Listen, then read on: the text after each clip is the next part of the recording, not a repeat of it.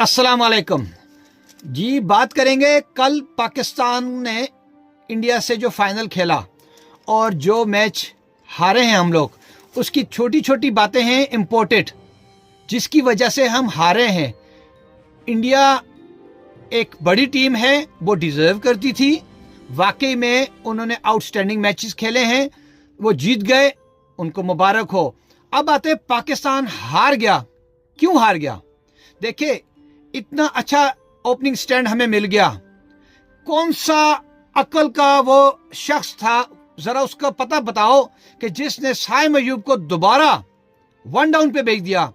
यार क्या कर रहे हो? खुद कुछ समझ नहीं आ रही कि वो कहां से, कौन सी अकल का तकाजा है कि उसको आपने भेज दिया। यार, जिस बंदे के बल्ले पे बॉल नहीं आ रही है उसको आप भेज रहे हो, और जिनके बल्ले पे बॉल आ रही है उनको आप भेज नहीं रहे हो। कुछ समझ नहीं आ रहा है क्यों ये करना चाहते हो, क्यों इतने बड़े बड़े ब्लंडर मारते हो। सलमान अली आगा आपको इतना सपोर्ट किया, लेकिन आपने इतना मायूस किया।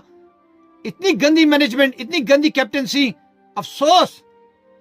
यार वहां पे अगर आपने चांस लेना था तो आउट कौन हुआ है? राइट हैंडेड पहले आउट हो चुका है, तो आप राइट हैंडर के बदले राइट हैंडर को भेजो। अगर भेजना ही है तो फिर हारिस को भेज दो। चलो यार, तुम ट्राई कर लो, अगर वो आउट होता कोई फर्क नहीं पड़ता है। फिर उसके बाद किसका नंबर बनता था? जिसके बल्ले पे बॉल आ रही है। अगर आपने चांस लेना है तो मोहम्मद नवाज को फिर भेज दो। चलो यार, उसके बाद फिर आप ये बताओ, आपसे भी स्कोर नहीं हो रहा, आप कहां से ऊपर जा चुके हो? पहले तो सबसे बड़ी गलती की थी कि आपकी सिलेक्शन ही गलत थी। आपने सिलेक्शन ही गलत की थी टोटली। यहां से आप गेम हार गए यार, कुछ शर्म करो। 23-25 रन के करीब करीब आपने 7-8 विकेट, 8-9 विकेटें दे दी। कोई शर्म होती है यार, कोई हया होती है? कुलदीप को देखो, कुलदीप ने 2 ओवर में 24 के 22 रन दिए और आखिरी 2 ओवर में उसने 6 स्कोर दिया है। लेकिन ये स्मार्ट कैप्टनसी थी कप्तान की तरफ से। जब उसने देखा कि बॉल अभी नहीं है, बॉल आ रही है बल्ले पे, तो उसने क्या किया? उसने अपने बॉलर को थोड़ा सा रोका और उसने कुलदीप को थोड़ा सा बीच में ले आया। लेकिन वो जो जीते हैं तो उनमें ज्यादा हमारे कप्तान और हमारी मैनेजमेंट का बहुत बड़ा ब्लंडर था। अब आ जाते हैं जी, जो हो गया सो हो गया। बॉलिंग में भी हमारी काफी कोताहियां थी, लेकिन चलो अब हम हार गए, उसको खत्म करो। अब आगे क्या करना है? अब अगले वर्ल्ड कप के लिए जो इंडिया और श्रीलंका में होना है, हमारे मैचेस ज्यादा श्रीलंका में होना है, कैंडी और कोलंबो में होने। वहां के लिए हमने टीम कैसे बनानी है? अब ये तो हमें पता लग चुका है कि हमारे कुछ प्लेयर जो है वो पीएसएल और पाकिस्तान की डोमेस्टिक क्रिकेट के लिए तो ठीक है, क्योंकि वहां पे सॉरी टू से वहां पे कोई भी आपके क्वालिटी प्लेयर नहीं है, ना बॉलर है ना बैट्समैन है। ये मजबूरन मैं बोल रहा हूं, आपको स्टैंडर्ड हाई करना पड़ेगा और हाई क्वालिटी की क्रिकेट खेलनी पड़ेगी, फर्स्ट क्लास। और पीएसएल में बाउंड्रियां भी थोड़ी बड़ी करनी पड़ेगी, थोड़ी सी दुनियाई कंडीशन के साथ बनानी पड़ेगी, तो तब जाके आपके क्रिकेटर स्मार्ट और बड़े बनेंगे। आ जाते हैं जी, हमने कैसे तैयारी करनी है। 6 से 8 महीने हमारे पास। उसके लिए मैंने जो सोचा है, मैं तो कप्तान को भी चेंज करूंगा अब हर हाल में। फखर जमान मेरा कप्तान होगा। यस, फखर जमान। आते जाते टीम, फखर जमान और फरहान साहबजादा ओपनर। नंबर 3 पे वापस मुझे देखना पड़ेगा बाबर आजम की तरह। बाबर आजम जैसे भी है, उसको स्मार्ट क्रिकेट का मालूम है। यहां पे एग्रेसिव नहीं बल्कि स्मार्ट क्रिकेट होनी चाहिए। अब मुझे यकीन है कि बाबर आजम भी थोड़ा सा बाहर रह के उसको कुछ एहसास हो चुका है, उसने अपने पे काम किया होगा। और जरूरी नहीं है कि हम जो सोचते हैं वो सोचता हो। उसको भी पता है, उसने अपने आप को जीरो से हीरो बनाया है, तो उसको मालूम है, उसने काम किया होगा और वो हमारा हीरो है, उसके हमें कदर करनी चाहिए। ठीक है, जो मिस्टेक उससे हुई है उसने उसमें काम किया होगा।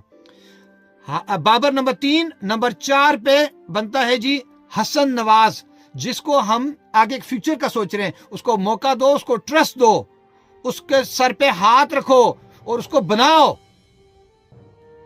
उसको थोड़ा सा मौका दो, देखो वो कहां से कहां आपको दिखा देगा, कौन सी परफॉर्मेंस करके दिखा सकता है। फिर 5, अब डिपेंड सिचुएशन। मैं तो 5 पे अगर मुझसे पूछे जाए तो मैं तो जाऊंगा जी मोहम्मद नवाज को। मोहम्मद नवाज ने बड़ा इंप्रेस किया मुझे। उसके पास हर किस्म की गेम है और उसने फर्स्ट क्लास में वन डाउन पे बड़ी बड़ी परफॉर्मेंस दी है। तो भाई उसको आप मौका दो, वो नंबर 5 पे बनता है।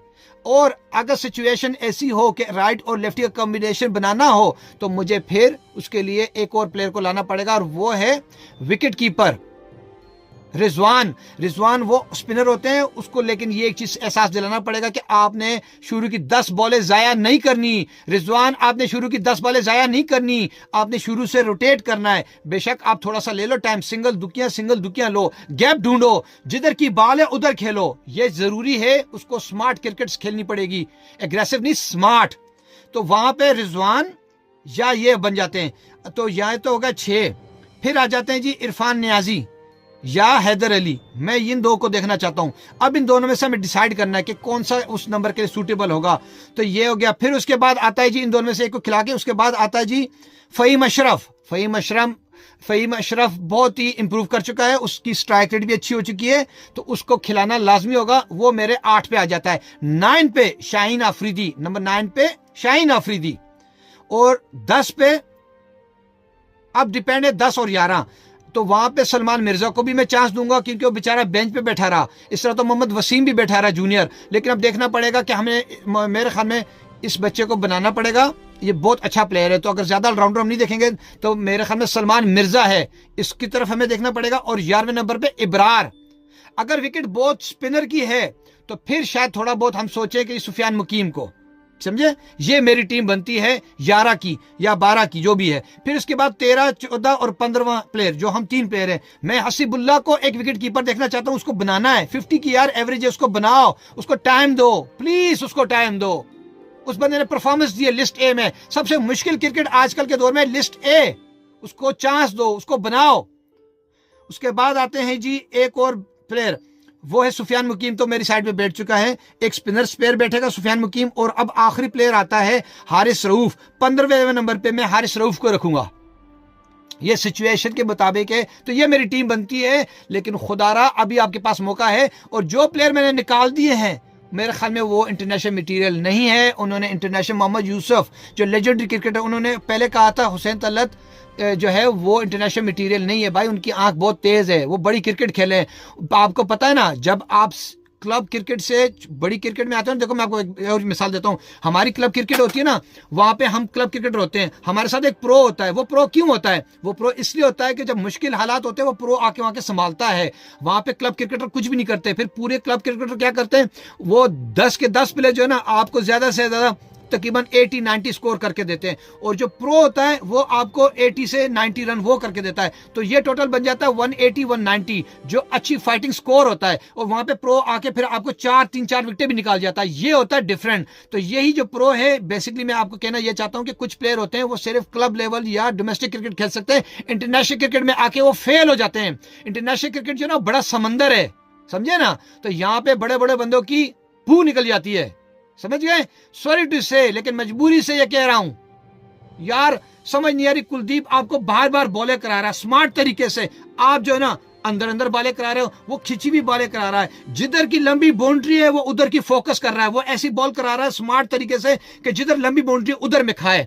भाई आप कौन सी क्रिकेट खेल रहे हो? फखर जमान ने भी थोड़ा बहुत मुझे कल मायूस किया। या तो फखर जमान अभी फिट नहीं है, उसको अपनी फिटनेस पे काम करना चाहिए। बहरहाल कदरे बेहतर और बहुत अच्छी क्रिकेट खेला है। फरहान साहबजादा ने बहुत स्मार्ट क्रिकेट खेली है, उसको भी थोड़ा सा और मेहनत करनी पड़ेगी। हमारे ज्यादा क्रिकेटर जो है ना, जो बैट्समैन कल आउट हुए, वो एयर में मारते हुए आउट हुए। यार अगर आप नीचे मारो शाटे, ज्यादा कोशिश करो, ऊपर छक्के मत मारो। सिंगल दुकिया चौके भी होते हैं। स्मार्ट क्रिकेट खेलना सीखो, दुनिया को देखो क्रिकेट कहां चली गई है। और ये फोकस निकाल दो, भूल से निकाल दो कि लेफ्ट हैंडर के सामने लेफ्ट हैंडर बॉल नहीं कर सकता। यस, कभी कभी जरूरत पड़ जाती है, ऑफ स्पिनर है, ऑप्शन है तो लो, लेकिन कोशिश करो कि जो आपके पास अपॉर्चुनिटी है उसको ग्रैब करो और स्मार्ट क्रिकेट खेलो। लेफ्ट आर्म स्पिनर हो, लेग स्पिनर हो, जो भी हो, उसको हर किस्म की प्रैक्टिस करनी चाहिए। ज्यादा से ज्यादा स्मार्ट क्रिकेट खेलनी चाहिए, लेंथ और लेंथ पे काम करना चाहिए, और फिर देखो आपकी क्रिकेट कहां से कहां पहुंचती है। Thank you, best wishes.